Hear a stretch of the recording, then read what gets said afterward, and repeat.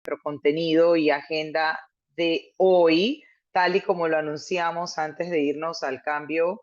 Está aquí con nosotros el licenciado Roderick Chaverri. Él es especialista en temas de niñez y adolescencia. Licenciado, qué gusto tenerlo aquí. Buena tarde, bienvenido. ¿Cómo está? ¿Cómo se encuentra? Hace mucho que no conversamos. Buenas tardes, Igna. Un placer tenerte aquí. Bueno, estamos bien, gracias a Dios. Espero que tú también. Y bueno, estamos siempre dispuestos a poder apoyar en lo que sea necesario. Sobre todo hacer docencia, licenciado, porque se ha formado y generado todo un debate con este tema de la ley 409. Hay quienes dicen que se meten con la patria potestad, y quisiera pues que usted nos ayudara a comprender el contenido de la misma. Iniciemos por contextualizar el contenido, por Claro. tratar de explicar y hacer esa docencia al respecto de los artículos que pudieran estar molestando y haciendo ruido a quienes han salido a través de las redes a decir que esta ley atenta con la patria potestad, entre otros temas. Bueno, mire, Igna, yo he leído la ley y he estado con ella desde sus orígenes. Esta es una ley que es complementaria a la 285 del año pasado, del 2022, que creó un sistema de garantía y protección de la niñez y adolescencia en la vía administrativa. Lo que hace la 409 es crear la parte del sistema de protección, pero en la vía judicial. Es decir, ¿quiénes son los que manejan la 409? Son los tribunales de justicia, específicamente los juzgados de niñez y adolescencia y los jueces municipales de niñez y adolescencia. Yo no he visto ningún atentado a la patria potestad en la 409. Al contrario, por ejemplo, nosotros hemos visto que la 409 ha corregido algunas cosas que tenía la 285. Por ejemplo, la 285 en su artículo 90 hablaba acerca de que el contrato de trabajo de los adolescentes no requería la autorización de los padres, sino que era justamente un contrato entre los adolescentes y el empleador, y que se presentaba a la Dirección de Trabajo Infantil del Ministerio de Trabajo para que ella pudiera verificar si estaba dentro de las normas legales, y solamente se le comunicaba. Ahora la 409 sí establece la obligatoriedad de que los padres, como tutores y representantes legales, participen en una decisión tan importante como es la autorización de trabajo decente permitido por la normativa legal a las personas menores de edad. Por ejemplo, en el tema de uno de los temas que quizás ha molestado a la gente porque no lo han leído, es cuando tú lees el encabezado de el artículo referente al derecho de identidad. Y cuando hablan del derecho de identidad, la gente se le viene a la mente y dice, bueno, ahora que le podrán cambiar el sexo a los muchachos. Eso no lo dice el artículo. El artículo lo que dice es, por ejemplo, que si tú haces una solicitud a la dirección del registro civil para lo que es referente a una inscripción tardía, por ejemplo, o un cambio de nombre de una persona menor de edad, y la dirección del registro civil lo niega, ahora pueden recurrir a los tribunales de niñez para que los tribunales de niñez puedan ver la medida que adoptó la autoridad administrativa. Entonces, en términos generales, esta ley crea, yo diría que algunas garantías que antes no estaban. Antes hablábamos de un proceso de protección en los juzgados de niñez y adolescencia. Los procesos de protección, como tú sabrás, Egna, porque eres abogada, no estaban reglamentados en el Código de Familia. Se reglamentaban por una especie de acuerdo de los tribunales, y en muchas ocasiones cada juez lo manejaba de la manera que mejor le parecía. Algunos hacían audiencias, otros lo manejaban como incidentes, otros lo manejaban básicamente como una situación de trámite urgente. Ahora, la 409 crea un procedimiento para los procesos de protección y establece un procedimiento especial para ellos, y incluye también un procedimiento sumario. Es decir, que unifica el criterio de procedimiento de los tribunales en casos tan importantes como eso. Por ejemplo, otro de los elementos que tiene la 409 es que dice que las decisiones de protección de las autoridades administrativas tienen que ser supeditadas posteriormente a lo que viene a ser un control judicial por parte del juez. e inclusive dice que solamente las decisiones urgentes, la palabra que utiliza es urgentes, pueden tomarlas las autoridades administrativas y todas las demás tienen que ir con un consentimiento del juez para verificar que no se violenten los derechos. En términos generales, yo no he visto ningún artículo que violente la patria potestad. Yo creo que a la gente lo que le hace falta es leer más profundamente la 409, que no es una ley muy larga tampoco, es relativamente corta.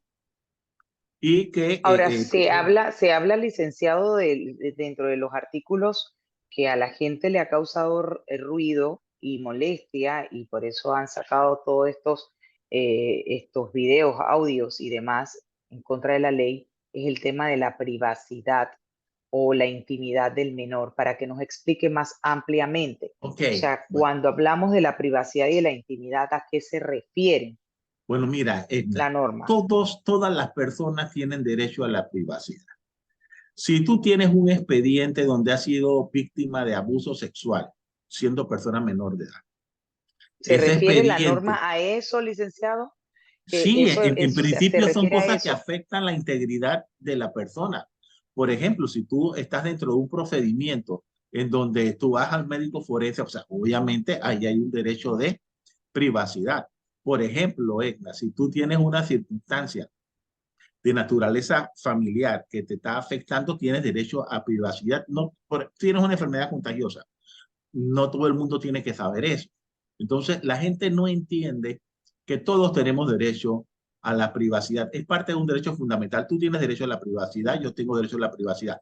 La normativa no dice que estas acciones de privacidad están por encima de la patria potestad. Eso no lo dice.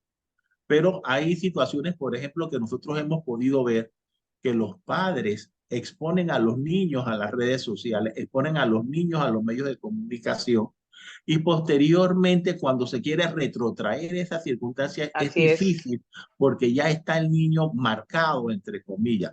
Por eso es el único artículo que dice que no se pueden exponer a los niños a las redes sociales y a los medios de comunicación, aún con el consentimiento de los padres.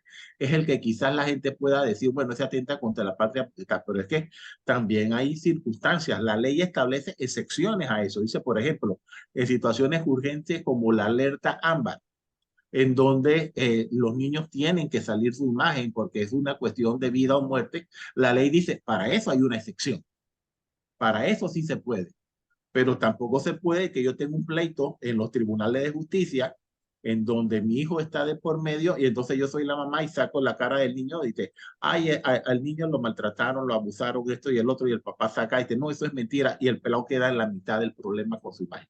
A eso es Y lo que se refiere la ley. recientemente tuvimos un caso así, un caso que se dijeron que habían ocurrido ciertas Sí, cosas, y efectivamente. resulta ser que cuando la investigación avanzó diametralmente opuesto a lo que su propia Y tú madre piensas que ahora se expuso de puede su recoger hija. el agua derramada en ese caso. Absolutamente, absolutamente ¿Quién no. ha salido perdiendo en ese caso? La menor, la menor, Bueno, la menor. justamente esas Sí. son las circunstancias que hay que evitar. Pero ¿qué hace la semántica? ¿Qué es lo que hace que las personas hayan Yo interpretado no diría lo que es la contrario al semántica. sentido? No, ¿Qué es lo que yo entonces? diría es que mucha gente que está hablando de la ley no se la ha leído. Es tan sencillo como eso. Cuando yo me he puesto a Pero, conversar con algunas pero personas, hemos visto a eruditos en derecho penal, bueno, en pero es que derecho, licenciados muy reconocidos, que hay una han hecho situación, todo Egna, un tema con Egna, relación a la una ley. cosa es derecho penal, otra cosa es derecho de familia, otra cosa es derecho de niñez. Yo soy abogado en materia de familia y niñez. Tú no me ves a mí litigando en laboral, ni en marítimo ni en comercial, porque esta rama no se aprende de la noche a la mañana. Yo tengo 33 años de estar en esta temática y esto ha ido evolucionando y tú no tienes que ir comprendiendo los pasos y también hay circunstancias que se han tenido que arreglar. Ya te dije que la 285, muchos de los elementos de la 285 fueron arreglados en la 409. ¿Por qué? Porque se tuvieron que dar algunas modificaciones que no eran operativas. Claro. Pero yo no te estoy diciendo que la ley está hecha en piedra, pero yo la he leído en varias ocasiones, he discutido el tema con jueces, con colegas, con magistrados, para ver su punto de vista y todos coincidimos que esto no tiene nada de violatorio a la patria potestad. Por ningún lado se habla que se autorizan los cambios de sexo en las personas menores de edad. Yo quiero saber a qué juez en la República de Panamá se le va a ocurrir autorizar un cambio de sexo a una persona menor de edad. Por favor. La 409 fue producto de debates férreos en donde participaron grupos de toda la naturaleza, liberales, pro familia y todo lo demás. Y cuando salió fue un consenso. Si usted se pone a ver la persona que estuvo impulsando la 409, es una persona pro familia, totalmente pro familia. Claro. Y tú piensas que se iba a permitir que se atentara contra la patria potestad en esa normativa, siendo una de sus propulsoras un tema netamente pro familia. Entonces, hay que leer con detenimiento no el encabezado de los artículos, sino el contenido de los artículos. Que me diga cualquier persona que me cite un artículo, que yo tengo la ley aquí en mi computadora, y lo buscamos y lo leemos y vemos la explicación. Porque si ven, por ejemplo, ese de derecho a la identidad, enseguida la gente dice, no, es que derecho a la identidad, que le va a caber. No, eso no es lo que habla. Estamos hablando de la identidad que habla la convención, que es el derecho a tener un nombre y un apellido. Y que eso es lo que está consagrado en ese artículo. Pero si tú nada más lees el encabezado, entonces no te das cuenta de lo que desarrolla el contenido del artículo. En esa parte del derecho a la identidad, licenciado, ¿qué pasa si un adolescente llegado a la edad de los 19 años decide quitarse el apellido del padre porque ha sido un padre ausente toda la distancia? Eso es, abarca esta norma, esta ley, el derecho a en cuanto al derecho a Acuérdate la que ya identidad. estamos hablando, Egna, de 19 años de edad, ya es Sí, mayor o de edad. 18 dentro, Ahí ok, tendríamos que en la entrar ya adolescencia. en lo que es la ley del registro civil, que tiene un Ok. procedimiento administrativo aplicable a los adultos. ¿Qué pasaría entonces si es adolescente y quiere quitarse el apellido del padre? Me estás hablando de un menor de edad. Bueno, hay un procedimiento establecido en el registro civil para ese tema que no es tampoco tan fácil y que en caso tal de que el registro lo negase, entonces tú pudieses recurrir a los juzgados de niñez. Es lo mismo que está sucediendo prácticamente ahora, lo único que se le ha dado forma. Acuérdate que nosotros tenemos proceso de suspensión de patria potestad, Sí. provisional y definitiva, que eso estaba en el Código de Familia, eso no es nuevo ahora. Y hay procedimientos dentro de la legislación del registro civil que permiten el cambio de nombre y el cambio de apellidos, pero con controles más específicos. No es que yo llego y me quiero quitar el apellido por quitármelo, hay que demostrar por qué razón quiero romper ese nexo filial. A los menores de edad. A los adultos, bueno, ya el procedimiento está para ellos como un poco más flexible, por decirlo así, porque ya son adultos, pero no es lo mismo que los requisitos que se le exigen a las personas menores de edad. Hablemos de los puntos positivos que tiene esta ley 409. Lo primero sería que unifica lo que es el procedimiento. Ya te digo que anteriormente nosotros veíamos procesos de protección que no estaban reglamentados. Ahora hay una especie de proceso de garantía constitucional. El juez de niñez se vuelve una especie de juez constitucional de garantía, lo mismo que el sistema penal acusatorio, que tienes un juez de garantía, tienes un juez de juicio, tienes un tribunal de apelaciones. Lo mismo, parecido, guardando sus proporciones, está en la ley 409. Es decir, si tú llegas a necesitar una intervención judicial para la toma de una medida urgente, el juez toma la decisión dentro del acto de audiencia, no con los argumentos y los alegatos de la parte. Si posteriormente el juez quiere cambiar la decisión, entonces se puede practicar una serie de pruebas, pero en el momento tú tomas la decisión con los argumentos que tienes en la mano, que eso es bueno y porque eso ayuda a agilizar el sistema, más que todo en los procesos de protección, que el niño vivía con la mamá y el papá lo sacó y se lo llevó y no lo regresó. Tú sabes el tiempo que demora un reintegro en la actualidad. Estamos hablando de meses. Ahora el juez tendría que escuchar al niño, a la madre, al señor y dice, ¿con quién vivía el niño? Con la mamá. ¿La mamá tiene alguna causa que imposibilite que siga viviendo con el niño o era riesgosa para el niño? No. Entonces, ¿por qué usted lo sacó de la casa donde siempre ha vivido? espere su proceso de guarda y mientras que regrese el proceso de guarda, el niño regresa allá. Y eso se toma en el acto de audiencia. Por ejemplo, las medidas de protección administrativas. El juez tiene 24 horas para confirmarlas o rechazarlas. Eso también es bueno. Que la Secretaría de Niñez sacó a un niño de la casa, lo separó del padre. El juez tiene 24 horas para decir, ¿hubieron razones suficientes para sacarlo? Sí. ¿No hubieron? No, que regrese. El control judicial. Y no solamente con el aspecto administrativo, ahí estamos hablando del Ministerio de Salud, Ministerio de Educación, estamos hablando jueces de paz, estamos hablando Ministerio Público, estamos hablando municipios, todo lo que es registro civil, todo lo que es administrativo.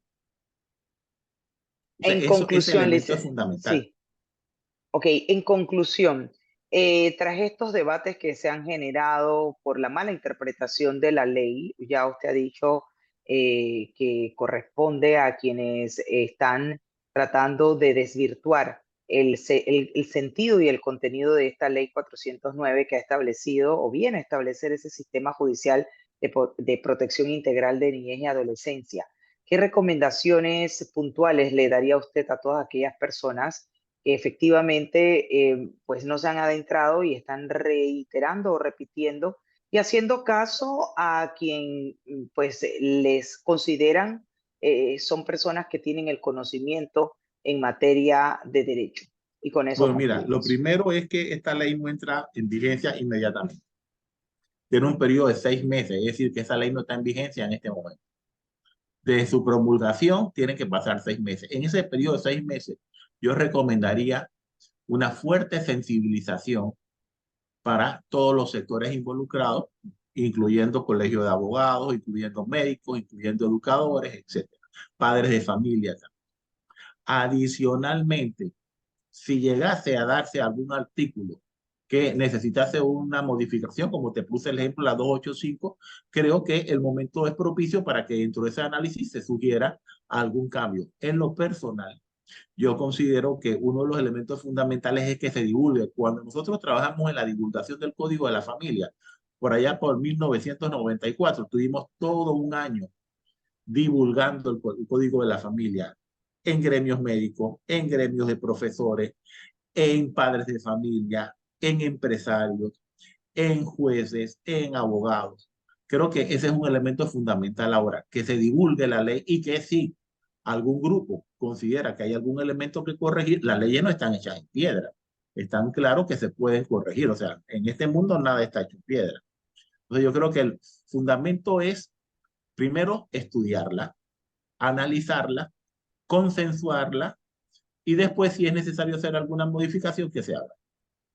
Uno de los puntos que también se ha criticado, licenciado Chaverri, es justamente es el del por qué entra a regir después de las elecciones. ¿Tiene esto algo que ver? No, en definitiva no. Tenemos muchas leyes que han tenido hasta un periodo de tiempo más largo. El Código de Familia se aprobó en el 94 y entró en vigencia en el año 95. El Código Civil se aprobó en el 2016 y entró en vigencia en el 2017. O sea, eso es lo que se llama vacatio legis para que la gente pueda ir acondicionándose, pueda ir estudiando, pueda ir asimilando la legislación. Eso no es nada nuevo. O sea, eso desde la época de la República eso ha ido pasando.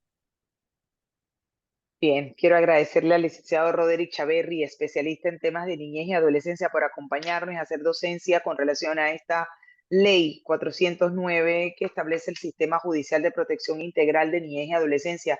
Y licenciado, bienvenido siempre porque es como bien dice usted y lo ha recomendado, hace falta docencia, hace falta que las personas lean, profundicen el contenido de esta ley para poder hacer buenas interpretaciones. Así que usted bienvenido siempre para continuar con esa labor de docencia. ¿Le parece? Gracias, Egna. Un placer siempre estar contigo y estamos a la puerta.